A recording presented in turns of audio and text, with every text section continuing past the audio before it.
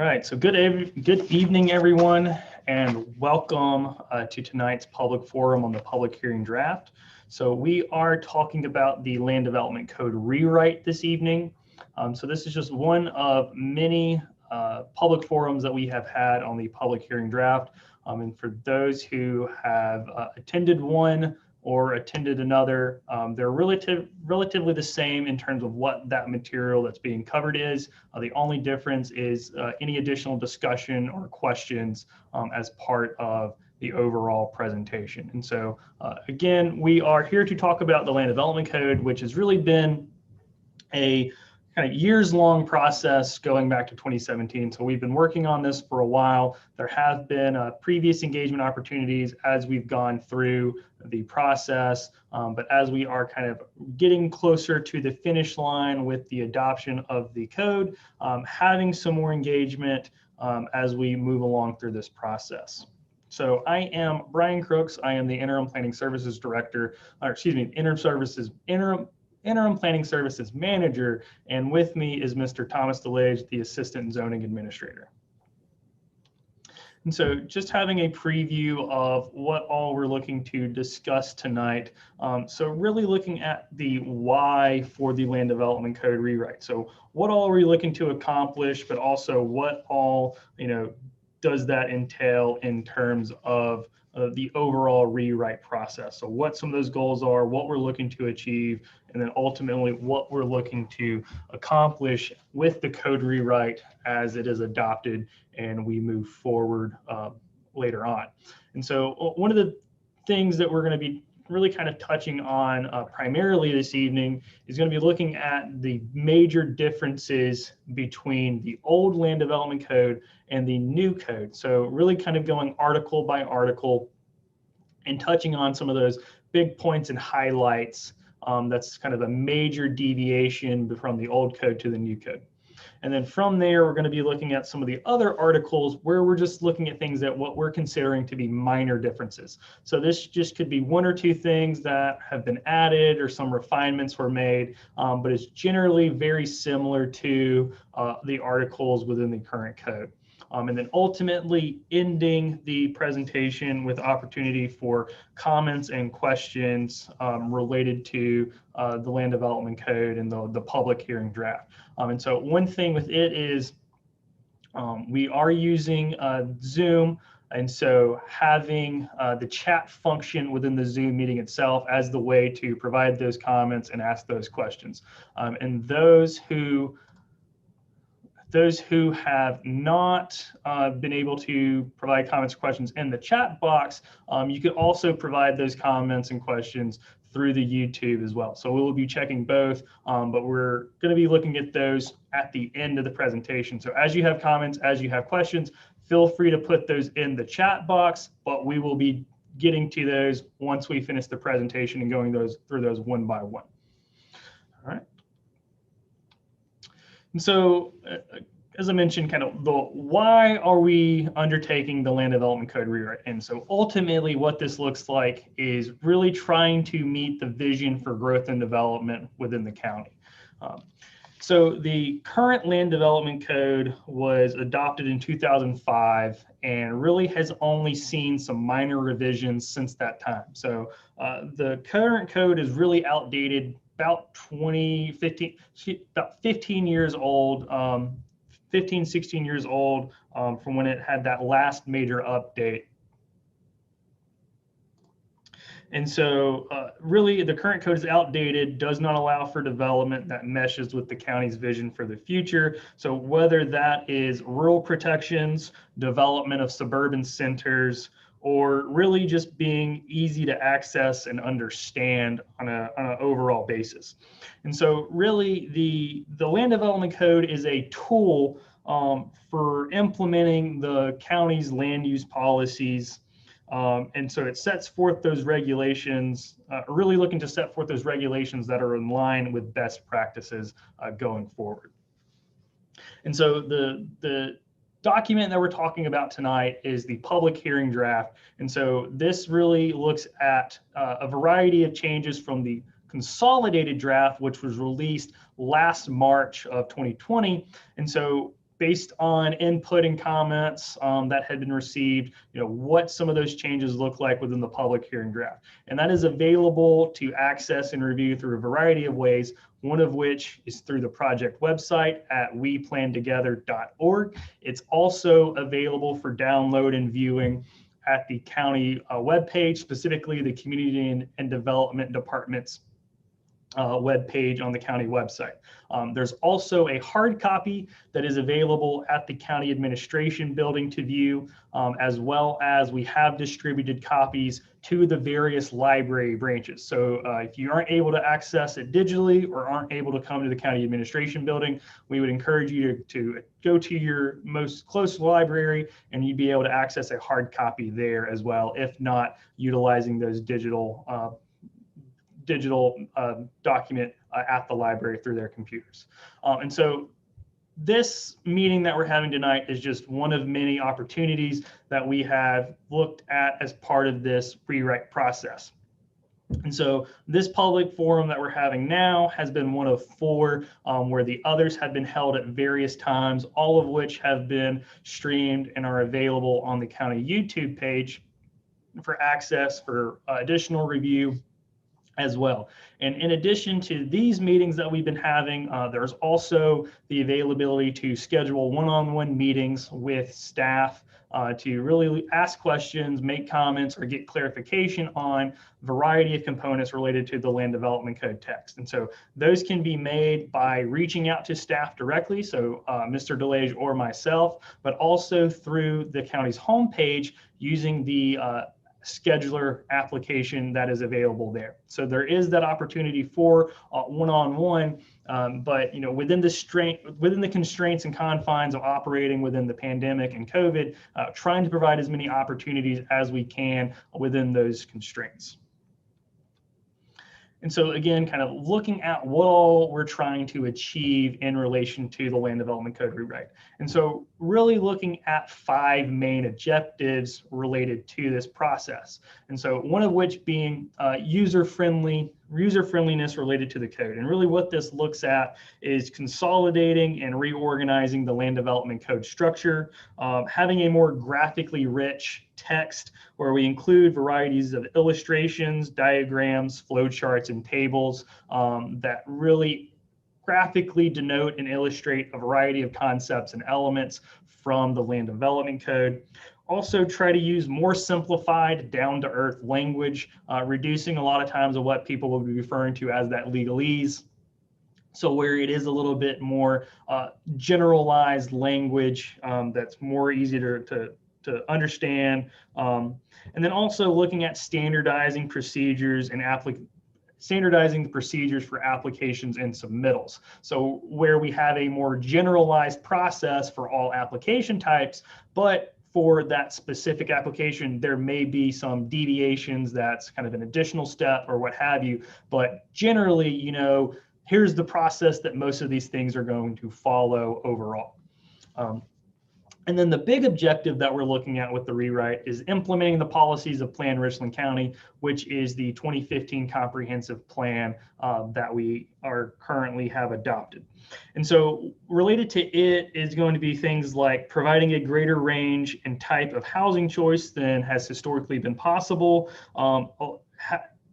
easing the ability with which to undertake infill, redevelopment, and reinvestment for a variety of properties, enabling preservation and continuance of the rural character and working lands through appropriate zoning districts, having more open space, better conservation of land, as well as incentives for green practices, and then also allowing for military operations to really continue and avoid encroachments related to their mission operability. And so really kind of what all this translates to objective-wise is having a more aligning the code with best practices that have really been happening over the last several years. And so really what this includes is new districts, new uses, and new use standards that allow for development in different contexts, as well as having more appropriate development for the characters of the various place types throughout the county. So more context and character specific development across the variety of areas that exist within the county. And so again, bringing these development standards into the 21st century, where we have things such as modernized parking standards, minimum open space that is automatically required, and then having design informed standards that really helps ensure and provide quality development that all county residents could agree on.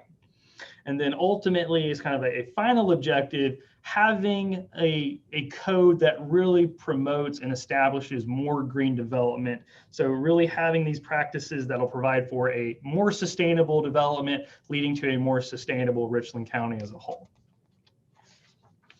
And so moving into here, looking at how the land development code is changing. And so again, looking at what some of these major differences are in sections of interest related to the various articles.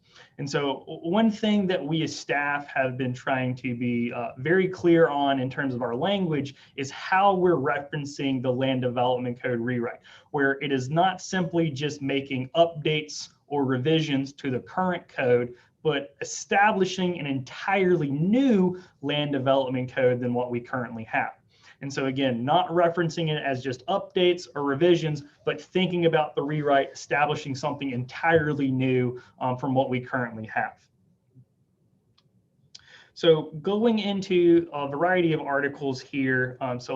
First article we're going to be talking about briefly is going to be Article 2, Administration.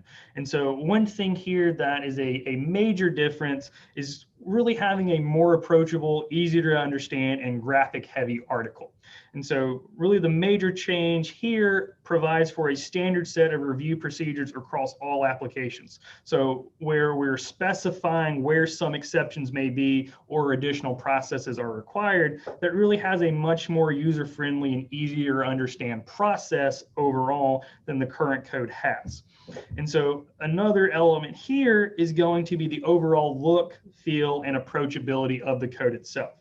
That really helps lead to a better understanding for not just those of us who are interacting with the code on a regular day-to-day basis, but kind of that everyday citizen that may only pick up the code once every 2 or 3 years as they need to do something with their house, or that business owner who's trying to make a change to their property. And so, looking at some of these elements like a table of all the application types, who's that review responsibility, what that looks like, what those things entail, having flow charts related to what that process is. So looking at those variety of steps, and then different elements required with some of these processes. So, how certain application types may have certain requirements that go along with those, really what those look like, and how those things are laid out. And so next article is going to be Article 3, Zoning Districts. And so this article is one of the kind of 3 main articles that exist within the Land Development Code. The other 2 articles being Article 4, the Use Regulations, and then Article 5, the General Development Standards. So those 3 articles really kind of make up the bulk and the main features of the Land Development Code. And so Article 3 in particular sets forth the regulations for the zoning districts themselves. So what those zoning districts are, as well as what those standards looks like related to density, dimensions, things like that, for how those developments within that zoning district looks. And so really one of the changes here is the establishment of really kind of 3 types or categories, if you will, for the different zoning districts. And so we have, one of those is our base zoning districts, which one way to think about this is just kind of your regular everyday zoning districts. So thinking like your residential, commercial, industrial, those types of things.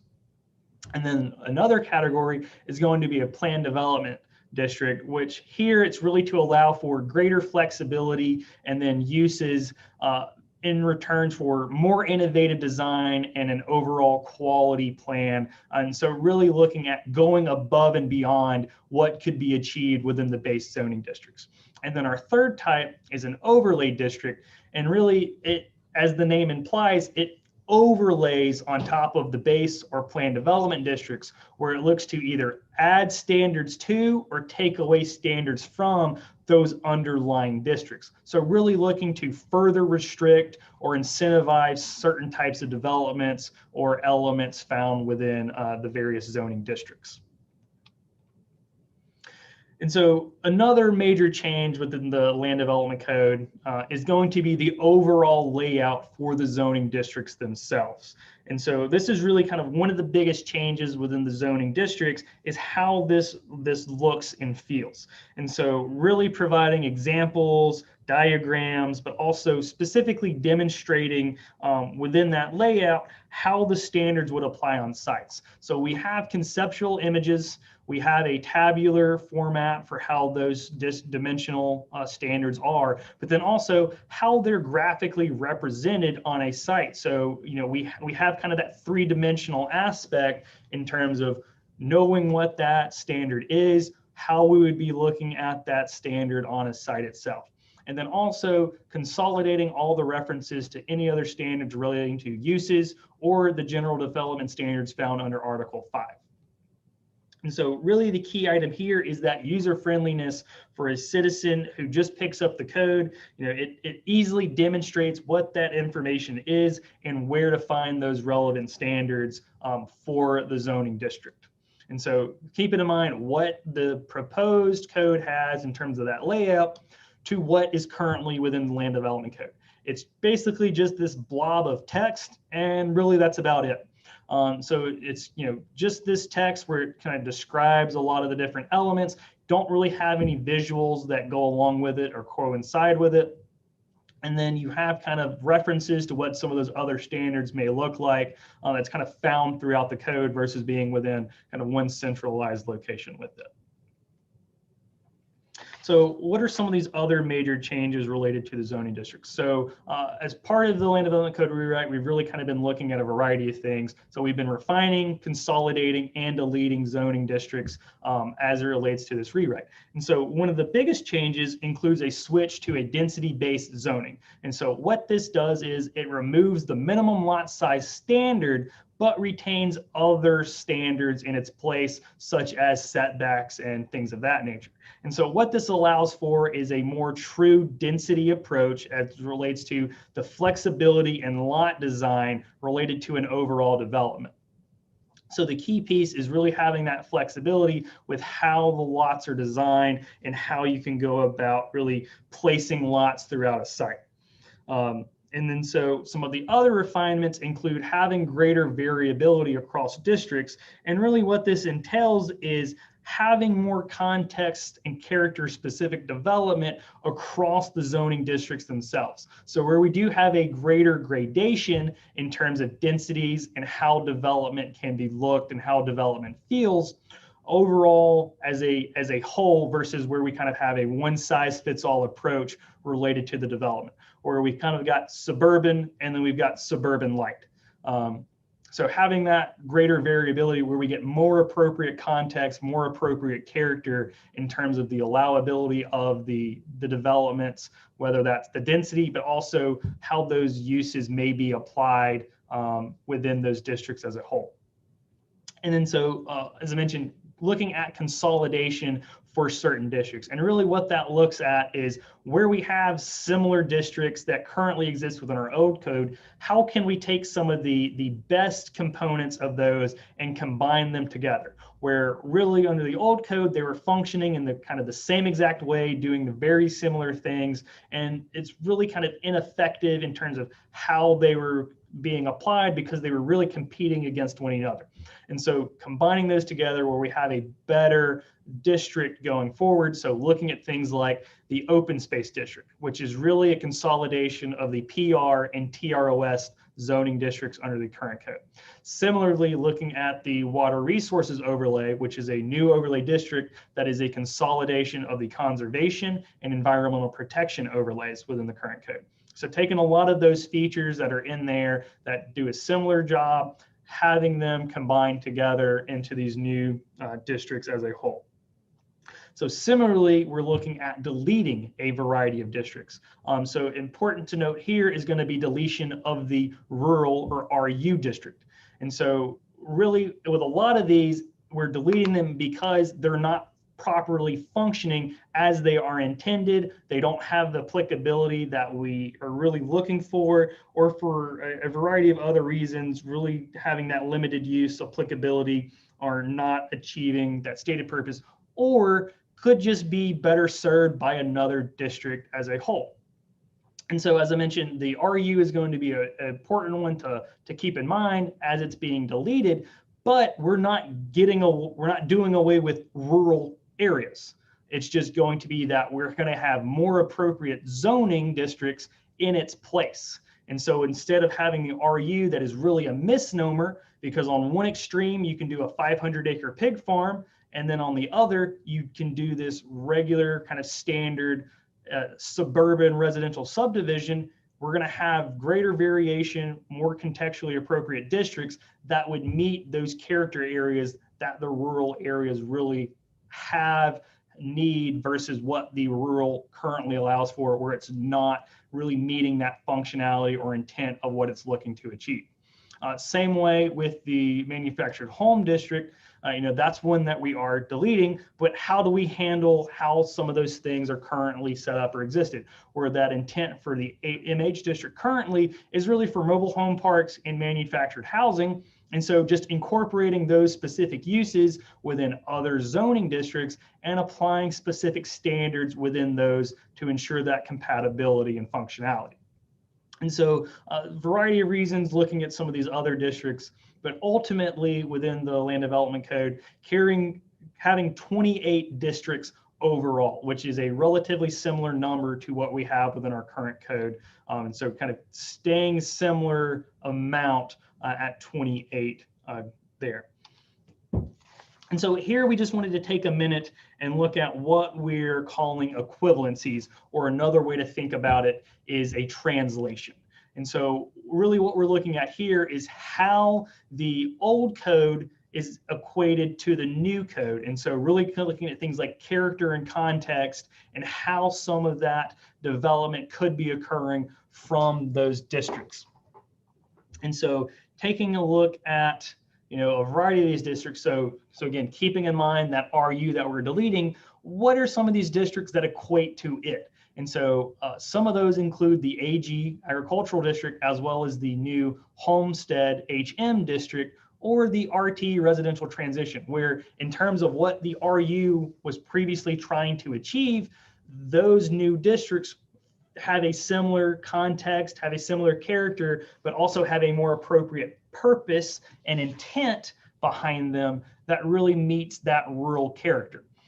Similarly, thinking about some of these other districts, such as the residential districts, these are, again, what is most equivalent. Not that they are the same, but that they are the most equivalent going from one code to the other. So, thinking about them as being the most similar, but not being the same thing. And then looking at some of these other districts, so the non-residential mixed use, as well as our planned development districts, we see some of these that have no applicable equivalent. And really what that is because the new district itself is going to allow for a much different character and context of development than currently could be achieved within our code. So really for the MU2, MU3, having levels of development and intensities of development that would otherwise not be able to be achieved within the current code. Same way with those planned development districts, having a type of context and character that wouldn't otherwise be allowed. And so there are certain instances, such as with the LI, HI, and GC, where one way to think about them is almost being a clone or an identical twin, where it is still relatively similar, but it is still something else entirely. And that's mainly because the way that those zoning districts set up are very similar to how they exist within our current code, but because of the general development standards and some of the use regulations, they are different enough in terms of how they would be operating and be applied in certain instances. And so thinking about some of these other districts, so our overlay districts, a lot of these things are very similar, and they just kind of see some name changes, for instance. So the airport height restriction overlay, the floodplain overlay, and then again, we kind of talked about the water resources overlay as well. But also some of these, the neighborhood character overlay and the military installation overlay as being new districts, where for the neighborhood character overlay, we kind of have an equivalent, but it's still not at the level where I would say these are a true equivalent from the old code to the new code. And then the military installation overlay being something new entirely that we currently have nothing else within the code. And then still looking at some of these equivalencies, but looking at the densities themselves. Where on the left-hand side, we have those new districts. On the right-hand side, we have those old districts. And what we are looking at is being, again, those most equivalent in terms of context and character, and how those densities relate to one another. Where in a lot of cases, we have some of these that are significantly decreased, but in some, they're relatively same, and then others, they go up ever so slightly.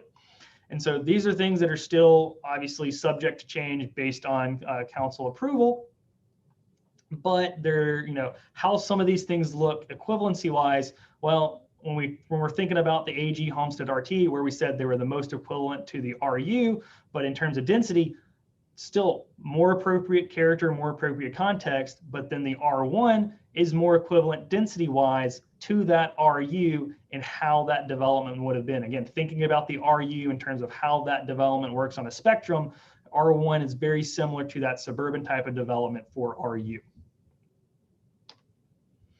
So going into some of these new districts in particular, so we have two new districts that will serve to provide a more true rural character and context for the county, those being the AG Agricultural District, for more particularly for working lands, and then the Homestead District, which is more particular to residences in that kind of rural residential type of place. That would still allow for some limited agricultural uses, really kind of thinking about things like hobby farms, things of that nature. So ultimately, these are going to be two of the main districts that would be replacing the RU, as well as a variety of others, such as the RT and potentially the R1 in certain circumstances.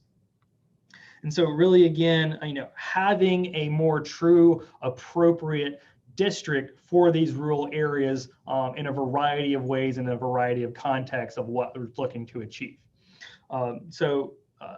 Other new districts include the mixed use districts, which includes the corridor mixed use MU2 and the community mixed use MU3. And so really what these are intended for is to help support that commercial development along corridors and at activity centers that really focuses upon walkability, integration, and mixture of uses at relatively intense scales, where we're trying to and want to have those concentration of uses, those concentrations of that built up area, all within a similar environment. And so looking at things related to form, design, but also that integration of uses where we can have residential, we can have commercial, all in that one location, which is really going to be a significant departure in terms of the historic development style for commercial development that could happen in a lot of areas within the county. And so some of the other new districts include the EMP Employment District, which is really intended to help facilitate employment type uses related to industrial development, such as processing and manufacturing, while all being complementary to kind of moderate intensity residential uses and kind of service and supportive commercial uses related to those sites.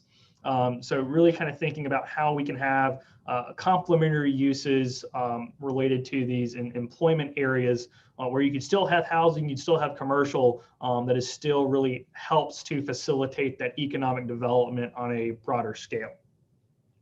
Another new district includes the institutional district, or the INS district, and is really for these kind of larger site campuses, really thinking about educational and civic facilities. So thinking schools, government offices, but also things like parks and community centers, libraries, places of worship, things of that nature, where previously under the current code, you really kind of have to have this hodgepodge of uses, or excuse me, districts with those variety of uses to really achieve what you would need to for a lot of those larger facilities.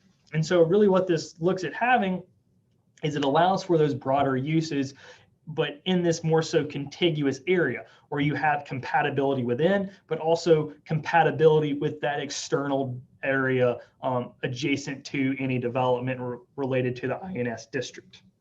So really not having to have that hodgepodge of zoning districts, but having this one concentrated district to help facilitate those variety of uses. So other new districts include the planned development districts, particularly the employment campus district. And really this is looking at larger planned employment parks or industrial parks.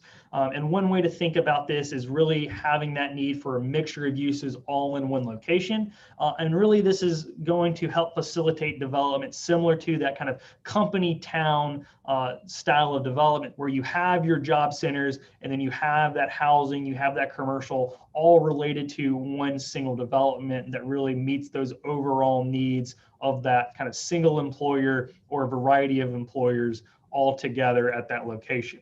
And really not intended for scattered sites as it would be a planned development district, but really helping to facilitate that integration of sites with all the necessary uses similar to kind of that company town, as I mentioned.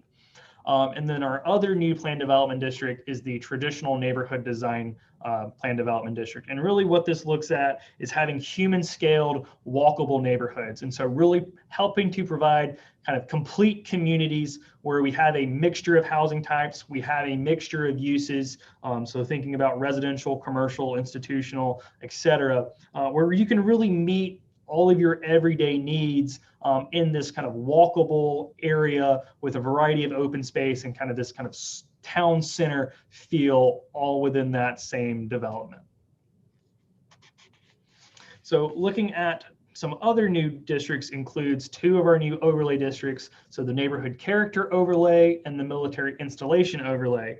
And so really these are new overlay districts to help specifically implement land use policies and recommendations from the comprehensive plan, as well as our neighborhood master plans that we have adopted throughout the county. And so ultimately the NCO corresponds directly to those neighborhood master plan areas and provides for the ability to allow for various protections and preservation of certain neighborhood characteristics found there. And so really it's going to be only applicable to those master plan areas, but would still have limited applicability to those itself based on how the standards are prescribed for the applicability of that district. And so really an example related to this is going to be the regulation of kind of historic design features. So for instance, the Capital City Mill District and the Olympia Mill area, where it is a National Register Historic District. So having that historic fabric, those historic components, whereas we have new development or redevelopment that as that takes place is in a similar style and is in a similar design as those historic features that already exist.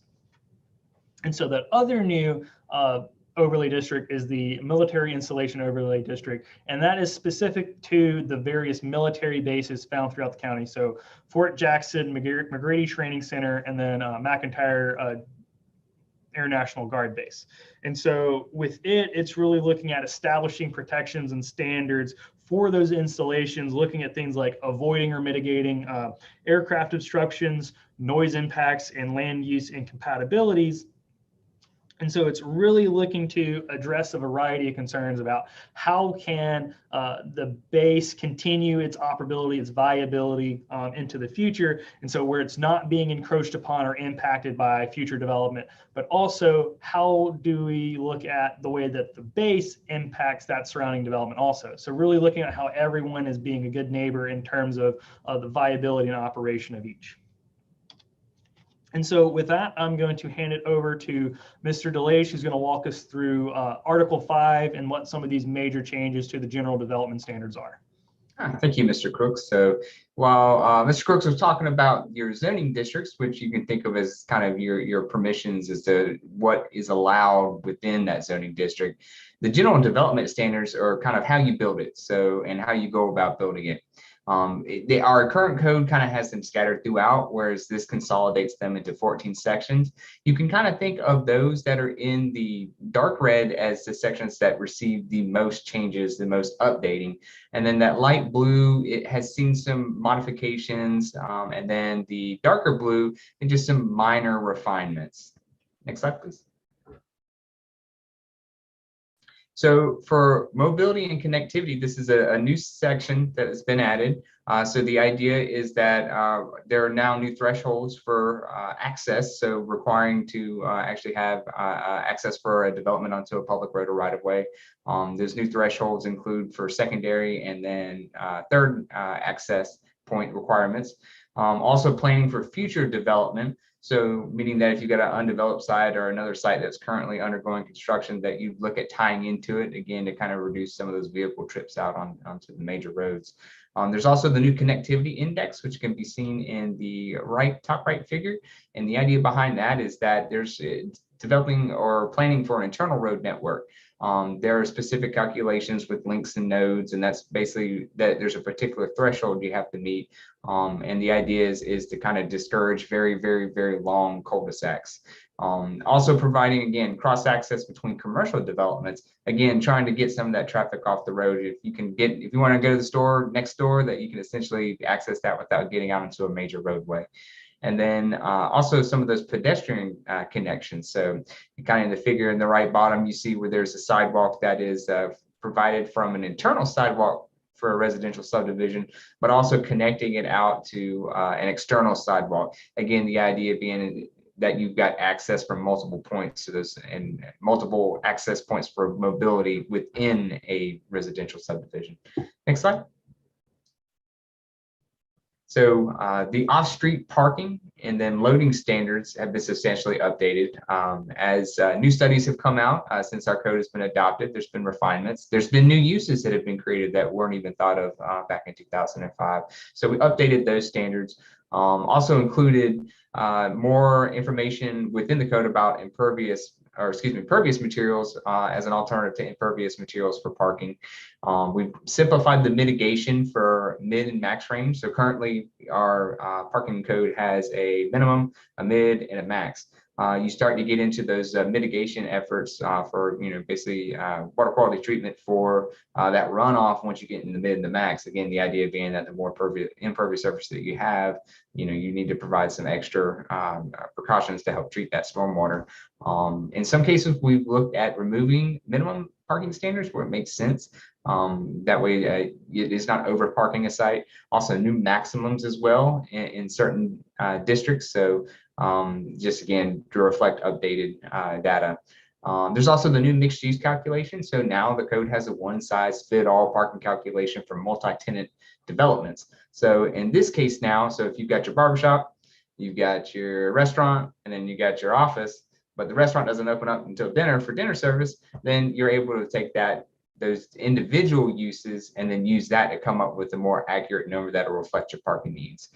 There's also new standards for the large parking lots. So imagine you see a parking lot at your favorite big box and there's very little, green. So some of these new standards for certain large parking lots just provide for better access, better mobility, but also encourage the use of landscaping within. There's also some new flexibility for parking requirements. So if you're along a major street that has on-street parking with meters, you can use that to defer some of your or lessen the amount of parking that you would need. There's also new stacking standards. So think of that as vehicles that are approaching, a drive-through for a restaurant or a bank. The idea behind that, those new standards and updating that is to provide an area that cars can actually, stack and stay in line in the driveway without spilling out and blocking traffic onto a public road or right of way. Also, bicycle standards have been updated and consolidated. So whereas it's kind of all over the place in the code now, it now provides finer guidance and even a table and a chart that gets into how many racks will be required based on the use, units, things of that nature. Also, transportation demand management plans are a new one. So the idea again behind that is if you've got an office building or a commercial development, but hey, some of our workers may be remote, or hey, we've got a ride share for the employees, or maybe it's along a bus route. So the idea being that you can use that plan, which has to be updated yearly and provided to kind of reduce some of your required parking. So landscaping was another big change. So now looking at some of those maintenance requirements for the landscaping once it's put in. Also adding some standards for species diversity, so you don't get half your landscaping buffer wiped out from a disease, or either a line of crepe myrtles, just pick on them. So the transitional buffer yard standards have kind of been simplified over what we have now. So now you have certain uses that are equated to certain intensities, and then you either have to provide a type A buffer or type B buffer, type C buffer. This just kind of makes it easier for folks to pick up and determine what buffer they would need to require or need to install. So also refines the language for the street protective yards.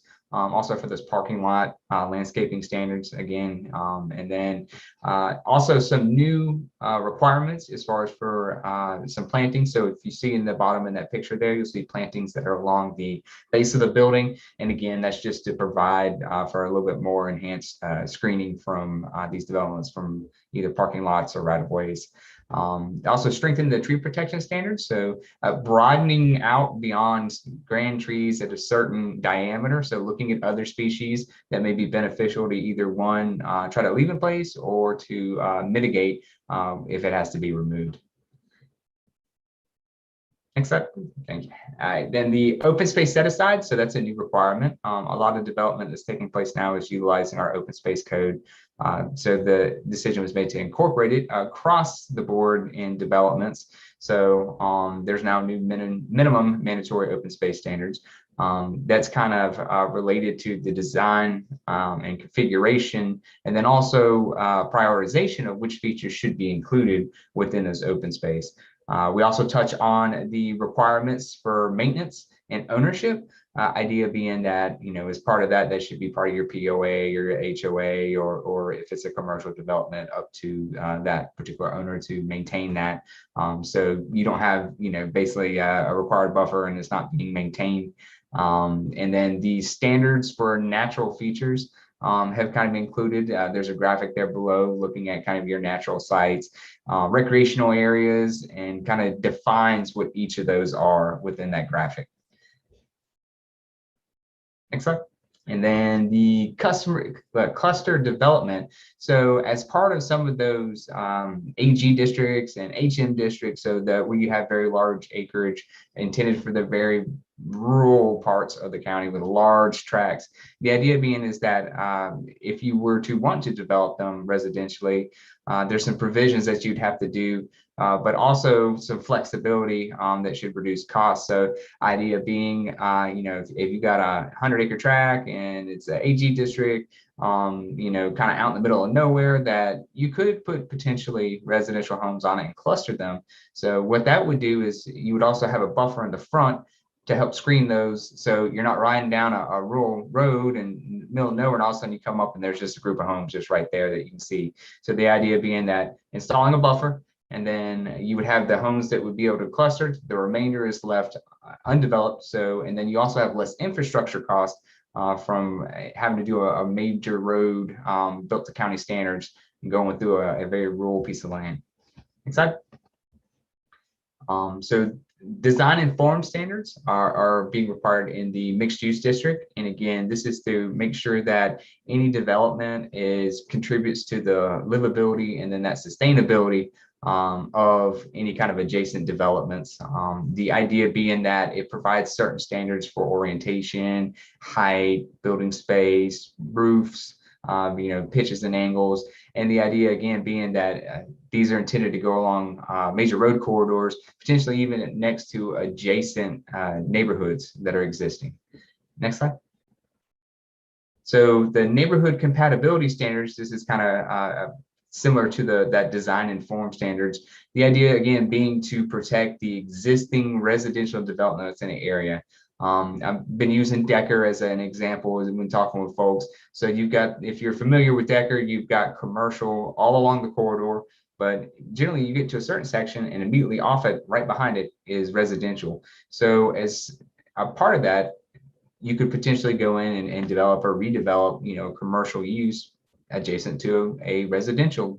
But the idea behind this is this kind of helps affect the site design, so you don't necessarily have it wouldn't be appropriate to have a 4-acre or 4-story office building or commercial use right next to a single-story house where you've got it almost overshadowing.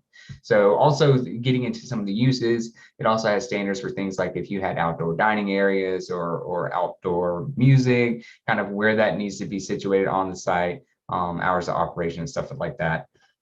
Then there's also the new agricultural compatibility standards. Again, the idea being that if you develop out in the very, very rural areas next to working farms, you need to ensure that those are able to continue. So if the idea behind this is that if you decided to develop next to a working farm, then essentially you would provide a buffer between the agricultural use and then the residential use, with the residential lots closest to the buffer being the larger of the majority of the lots. So you can kind of taper it down all the way to you get where your screening is, where your open space or your buffer is.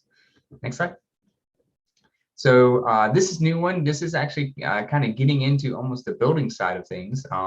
So there's just green development incentives as a way for using, basically we want to incentivize using those resource efficient technologies and practices as part of that development.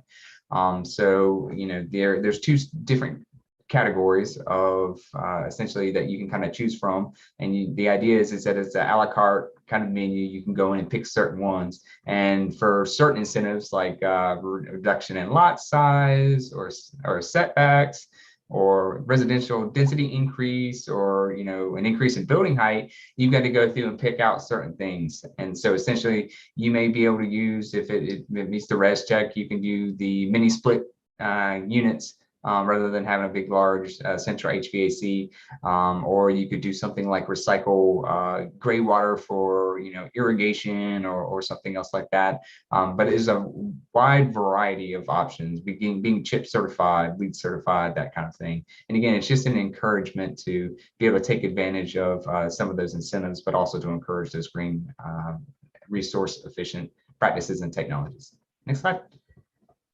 So this is the get into the articles of minor changes, and then I'll be talking about this slide and then handing it off to Mr. Crooks. So this is specifically the Article 4 use regulations. So think of this as your table of permitted uses. So we've kind of looked at the organization and changed it around and make it a little bit simpler.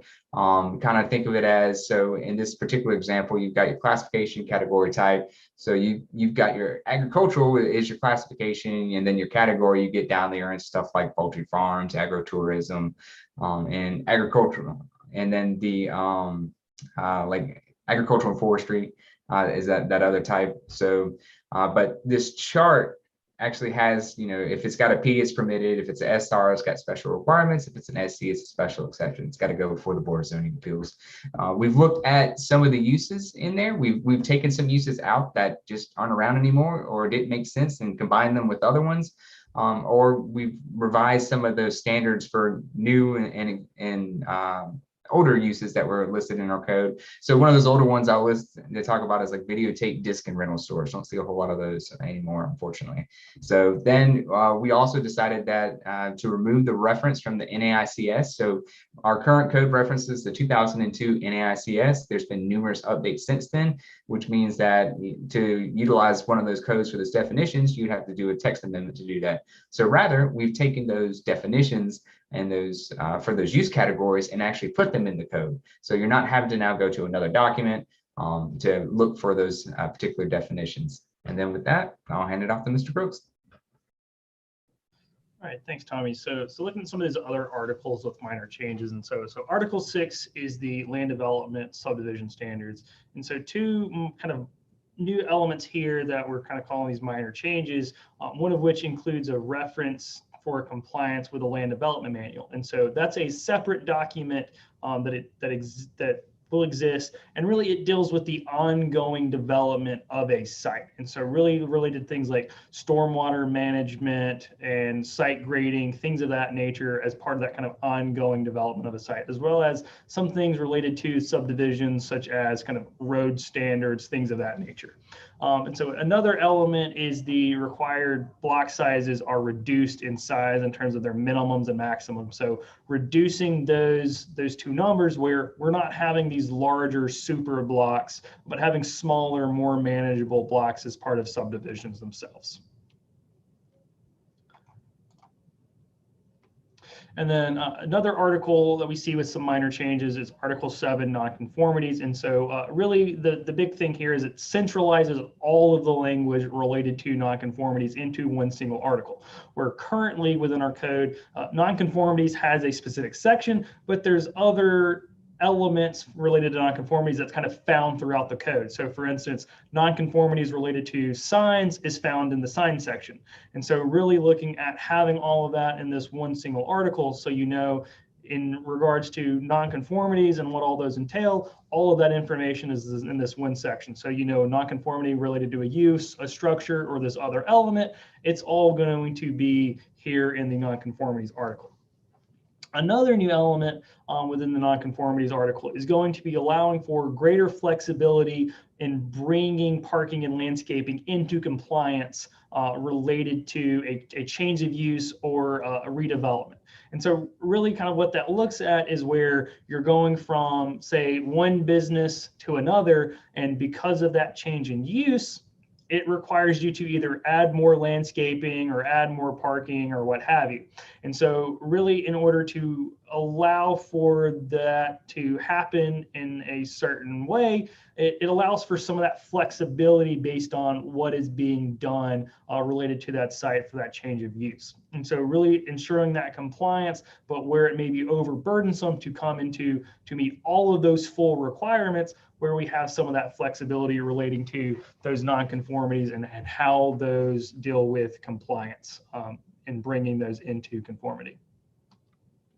So Article 9 looks at definitions, rules of construction, and rules of measurement. And one of the big changes here is having a more graphically rich section. And so where we're not just using a textual description for these rules or these terms, but showing them graphically how those things work. So not just telling you how to measure a block length, but also what that physically looks like in terms of a diagram. Also related to things like setbacks or, looking at the way that lots exist. So not just telling you what a corner lot is or what a through lot is, but also visually showing you as part of that diagram. And so that's one of the big things that we look at, is having those specific illustrations and graphics that are going to be denoting those terms and those different elements. But also looking at, things like Tommy mentioned, specifically having definitions within the codes related to those land uses, but not just defining our land uses in the code, but a variety of other terms throughout the land development code. So things such as what is a grand tree, what all that is, what all that entails, having that definition here within this article. And then another element is specifically noting the delegation of authority to professional level staff, where going back to Article 2, where we had that table of responsibilities, where we kind of had the top level position and kind of what those are. Well, it's not always going to be the planning director that's going to be reviewing applications for completeness or what have you, but maybe a subordinate professional level member of staff that's going to be doing that review, doing that check. Similarly, so for instance, looking at kind of sign permits, where the zoning administrator is the reviewer and decision maker on it. Well, that's actually zoning analysts that does that, where it is still a professional level member of staff that's kind of imbued by the zoning administrator to make that review, make that decision as part of that application type.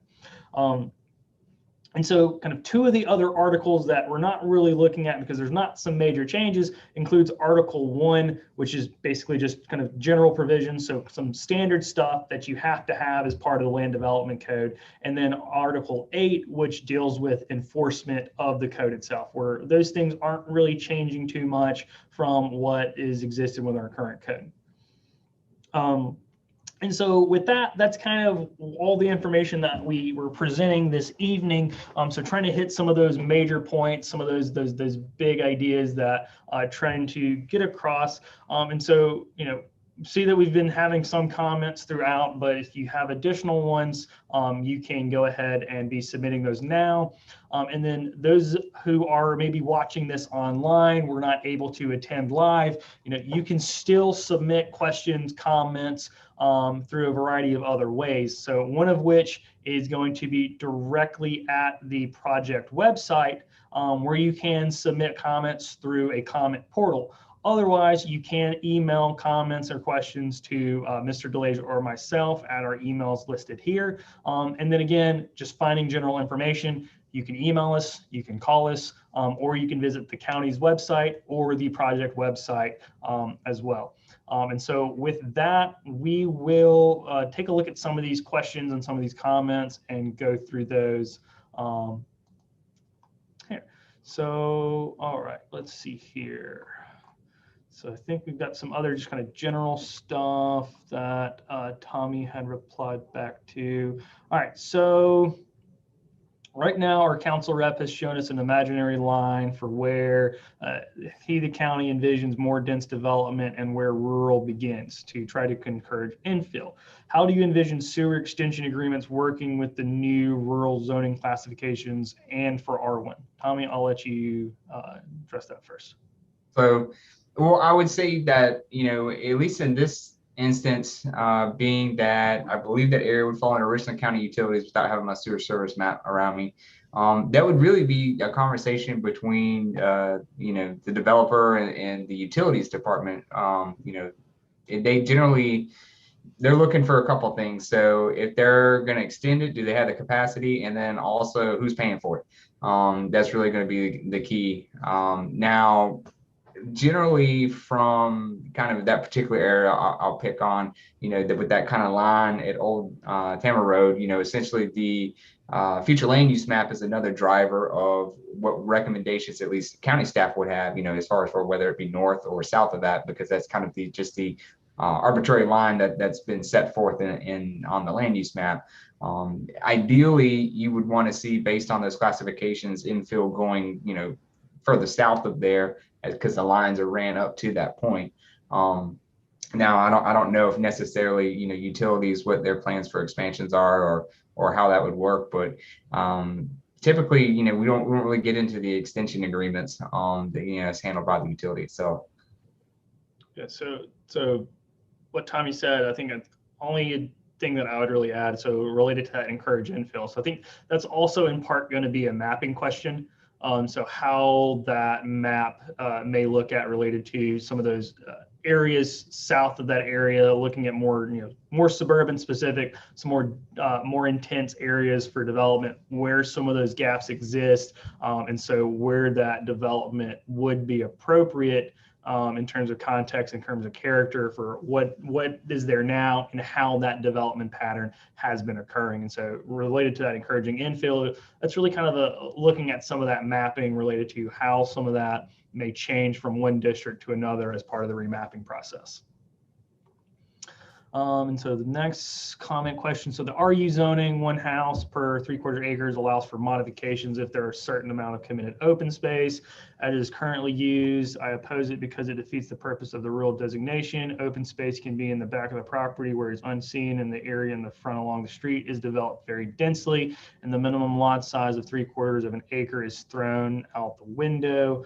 The committed open space also allows for increased number of houses over and above the max when home for 3/4 of an acre. If I read the exception correctly, the front setback is only 10 foot, not enough to park a truck. Do the new zoning classifications allow for this type of open space exception that removes the minimum lot size, very small front setbacks, and increased density, and end result is not representative of anything rural. Tommy, do you want to go first, or do you want me to go first on that one? Sure. No, I'll be happy to take that. So thinking of some of the new zoning districts, and I'll kind of use one that is similar to that. So we'll use the R1 district. So there are certain provisions with that do allow you to shrink it. You could potentially shrink your front setback. However, there's provisions that require it to be alley loaded. So that way there's also, parking from multiple areas. There's also, even if you reduce the setback, you still have to demonstrate that you have at least 2 off-street parking spaces. And one of the issues that we all know is that it's hard to do it with the garage and say, well, we'll just use the garage, because what happens? Most people fill it up with stuff, and then next thing you know, no cars can fit in. So they still have to demonstrate that they can meet that off-street parking standard. Now, in some of the more dense districts, it's a little bit different. They wouldn't necessarily be required to be an alley loaded. Now, the lot size, there is a way to basically reduce those lot sizes in that district. But again, some of those compatibility standards for once you get into the very rural districts, so thinking of your homestead district, thinking of your AG district, those provisions make it to where if you decided to cluster, you would not be able to basically build those houses up to the road. You would have to have a buffer. And then that would essentially, the idea would be that if you drove by, you would see an entrance and a subdivision sign, and you wouldn't be able to, you'd be screened from seeing, the backs or the fronts or the sides of the houses that are actually back in the development. Yeah. So I guess also related to that. So related to the removing minimum lot size. So with the density-based zoning, we are removing the lot size requirement altogether. So, but instead of that, so we're just having the true density overall. But with that, we're keeping things like setbacks and things like that. And so, if you've got 100 acres, but then the density is 0.15, well, you can only get 0.15 units per acre. And so whatever that comes out to being, it's going to be a relatively small number and what achievable density that would be. But for instance, where you've got 1.33 per 100 acres, well, then you're going to have about 133 units that you'd be able to fit on there. So it's going to be looking at a similar thing, but we're trying to, again, get more specific context and character out of the various zoning districts through the usage, but also through the general development standards. So we're currently under the open space provision, it's an optional element where you get kind of these reductions or increases in densities. Those aren't going to be automatics under this new code. So we do have a automatic minimum requirement for open space set-asides that is going to have to occur. And so what that really does is, with that removal of the lot size standards, adds for some of that flexibility. But in order to get those reductions in setbacks or those increases in the overall density, you're going to have to use those green development incentives to achieve those bonuses. And so you do this for a variety of ways, but it's also the amount that is listed now is very minimal. And even if that was to potentially change for whatever reason, it would still not allow for a significantly I'd say increased where you're really kind of looking at a major jump in the overall density as part of that. And so that's kind of one way to also think about this is as Tommy mentioned, you're still going to have to meet a lot of those standards within the code. And so again, it's trying to still, even where you can have denser development, not necessarily being a bad thing, but where it's appropriately screened and it's in a more appropriate context overall. So even if you are only able to have 7 lots, well, you're able to cluster those together and conserve and protect the rest of that development as open space overall. So where your overall density may only be a limited number, but some of that development is concentrated in this one location, but everything else around it is preserved, is protected, and then it's screened where it still is appropriate in context and character. You want to read the next one? Yeah, sure. So council approval process, the council approves the rezoning request when a developer wants to develop a subdivision greater than 1 home per 3/4 acre or 3/4 acre, rule. And there are 3 separate readings after the planning commission makes their recommendation. And essentially all the property is zoned as rural until it's rezoned to a higher density or something else. One, with the new map, do tracts of land lose their rural designation and become the zoning classification listed on the map? Two, if that is the case, if a developer submits an application for a housing development that meets the density of the zoning designation on the new map, does a rezoning occur, and does the request go in front of council for 3 readings after planning commission weighs in? And I'll wait to go into the third one so we can kind of address the first two. Yeah, so I can start, Tommy. So let's use question one. So with the new map, do tracts of land lose their rural designation and become zoning classification list? So yes, so as kind of mentioned earlier, we are deleting the rural zoning district. So we're not doing away with rural areas, but the specific rural zoning district is going to no longer exist.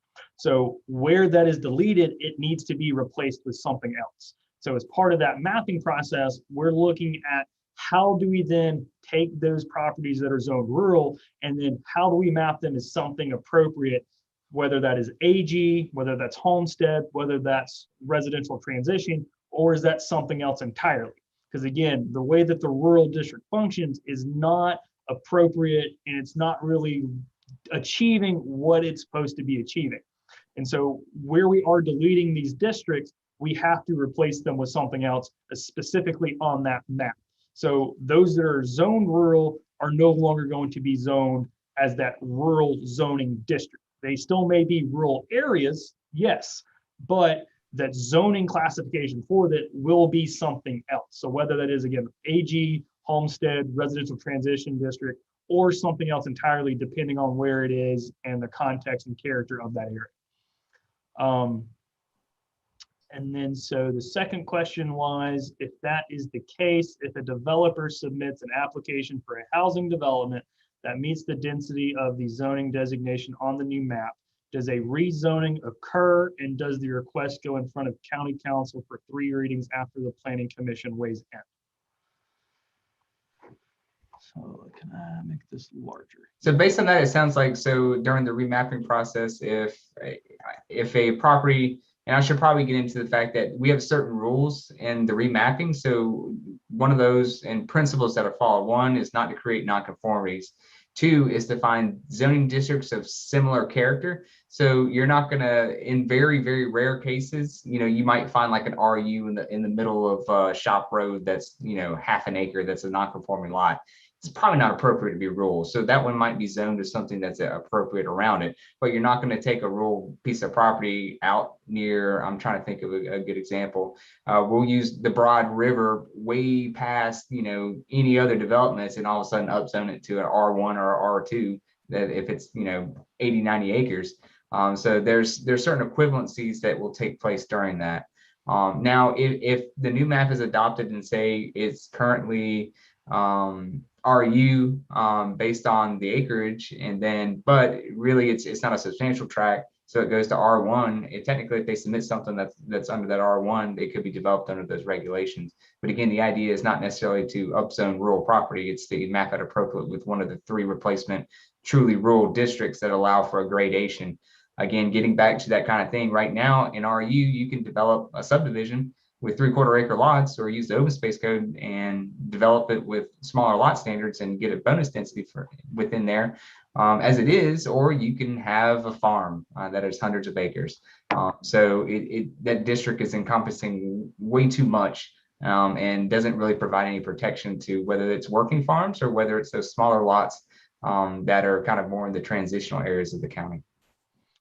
So, okay, so yeah, so I think another, I guess maybe I'm just not quite understanding the second question too much, but so as part of this remapping process, so what we would be doing with it is, at some point, how do we start looking at what the map is, and then as development applications come in, how do they work?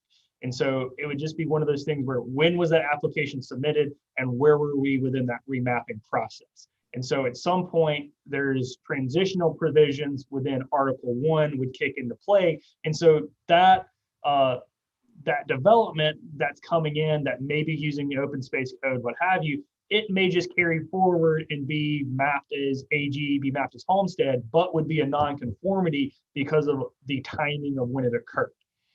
So it wouldn't necessarily automatically trigger a rezoning just because of what that is. So it likely carried forward as a nonconformity based on when that mapping process was occurring versus it triggering rezoning. Because I guess I'm just trying to make sure that we're answering the question. I guess maybe just I'm trying to make sure that I understood it correctly. But I think yeah. So based on how I'm reading the question, that would be that response. Based on where we are in that remapping process, what was the approval of the application type, where is it at, and so it could be a nonconformity, or depending on where we're at, could recommend something where that is, doesn't treat it as a nonconformity, makes it appropriate for, what those lot sizes are, what those use is, but it wouldn't otherwise trigger rezoning. No. And then so third question, so if it appears to the community that a proposed subdivision request is not in keeping with the area, are there ways to offer input before the project is approved? If so, is it possible for a council person be able to put a project on the agenda for a vote? Tommy, I'll let you take the first step down. So in that case, we could potentially be talking about a couple of different things. So when it comes to changes to the map or text or ordinances or anything like that, so think of your map amendments, or if it's like a special exception to establish your use, those are the methods that require public input. So if there is basically a zoning district that allows a certain use or uses, and then it's permitted by right, so meaning that they still have to meet all the general development standards, but they're allowed to do that within that particular district, it wouldn't necessarily appear before county council or another body, because at that point it's administrative review. Now, that doesn't mean we do have a potential for a neighborhood meeting beforehand. However, it's basically just to inform, kind of folks as what's going on. But again, with those by right developments, you would open yourself up to a lot of liability by taking that to put a vote on a by right development. Now, when it comes to those map amendments, your planned development district map amendments, things of that nature, those are definitely open for community input and a vote properly before county council. Yeah. So like Tom said, anything that's a by right use, as long as they're meeting the minimum standards of the code, it's able to continue on, and it wouldn't be something that goes before council. But there is a certain section within the proposed code that looks at, potential ways for kind of notice about these projects of a certain size, kind of thing, and how, that can be provided to the community. But otherwise, a by right use is going to be a by right use, and it would be able to go forward as long as it meets those minimums of the code. So the county has the power to control development through its sewer system. Is there still going to be a future land use map? So yeah, there's still going to be a future land use map. And so I wasn't here when it was initially developed, so I can't tell you too much what all went into it, but I know looking at sewer infrastructure, proposed sewer capacity, things of that nature did go into the development of how some of that looks. And so we will continue to have a future land use map. It'll likely see some changes going forward over the next couple of years. We're probably going to be looking at how we can make some revisions and changes to those in a variety of ways. But ultimately, as part of the comprehensive plan, we're always going to have one of those future land use maps. And kind of just to piggyback on that too, from my experience with assisting with the 2015 plan and being one of the officers of the 2010 plan, we always try to engage our stakeholders, and that's our utilities department. Also, since we don't control water in everywhere, that's the city of Columbia, we also try to engage with the various privately owned sewer companies that are kind of scattered throughout Richland County as well.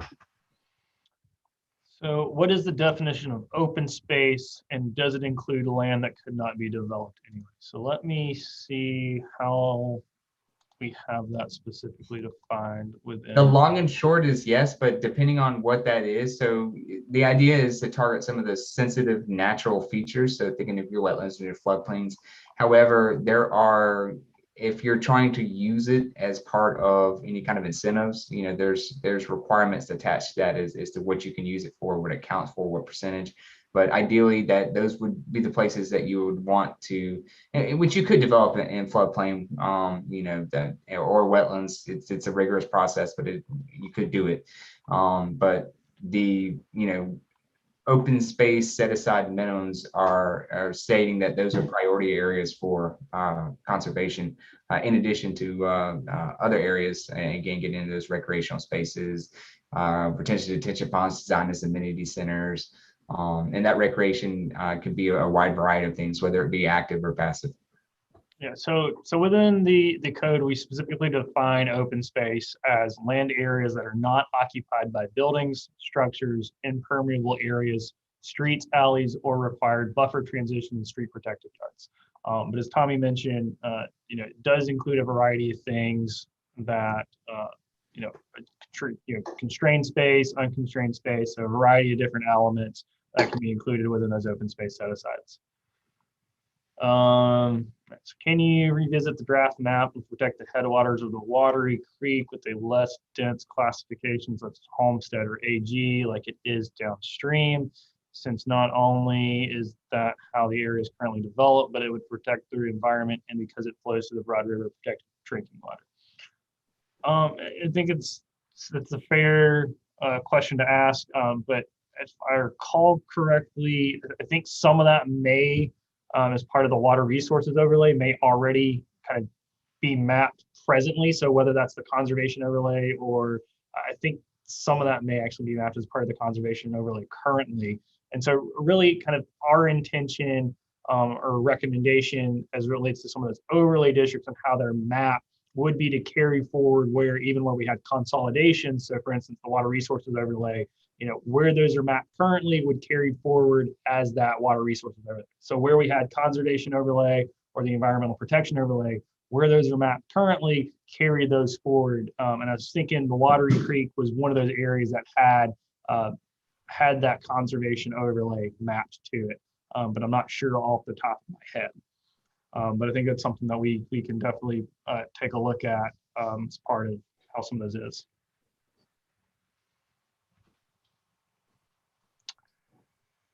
So I may have misunderstood. So is it correct that council will not have any vote if it is being developed with the zoning classifications shown on the new map? So council will be the ones who are voting to approve, obviously to approve the code itself, and then as part of the mapping process, approve how the map looks. So what that map is and where those zoning districts are applied. Council does not vote to approve the developments themselves that fall within the zoning districts as a permitted special requirement or special exception use. So a P or SR use within any zoning district is approved administratively, and then a special exception use is one that goes before the Board of Zoning Appeals, and they're the ones that would approve those. So just to kind of piggyback off of that's true now. So if a proposed development did not require a zoning change, it would just, again, have to meet those minimal general development standards.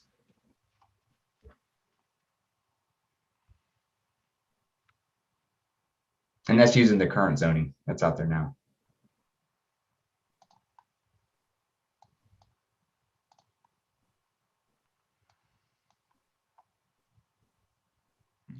Well, any other questions, comments for on here? And while I do that, I'm going to check the YouTube and see if we've got any that have come through on there. And I don't see any on there at the moment. Well, so if there's no more comments or questions, again, if you think of anything in addition, just someone come from, when do you think the map will be available? So we had a work session a couple weeks ago, or maybe it was last week. Everything's kind of running together, with county council to kind of talk about what we had been doing and kind of what our plan was in terms of getting that map ready. And so one thing as it relates to the remapping process is, it's very much reliant upon the land development code text. And so you really have to have the text ready before you could have that map finalized, because as things change to the text, it's really going to impact how we're recommending and looking at that map itself. So for instance, if we looked at, decreasing or increasing densities as part of these zoning districts, well, that would impact how we're looking at some of those in regards to the map, what some of that technical process related to those rules were. And so what we're looking for is finishing the text, having it finalized, and then once we have it, completing the draft map and then having it available to the public. So right now, our recommendation has been complete the text process. So looking at having first reading at the zoning public hearing in June. So looking at, if everything goes to kind of what we were recommending process-wise, then that would mean an adoption of the text come July. And so with that, wouldn't have an effective date until January or February of 2022. And so that gives us time post adoption of the text to go ahead and see what some of those changes are, finalize any revisions that we need to make to those maps based on any of those changes, and then shooting for a release in August or September based on what everything is going in terms of how some of that looks. And then so really that mapping process would be subsequent to the text process, where we're looking at text adoption in July, if everything goes to kind of what we're recommending, and then the map be released to the public in August, have all of the engagement on it, and then look at first reading for that in October with ultimate adoption in November, and then everything goes into effect in 2022. So that's really kind of what we're looking at in terms of when that map would be available and how that process would look.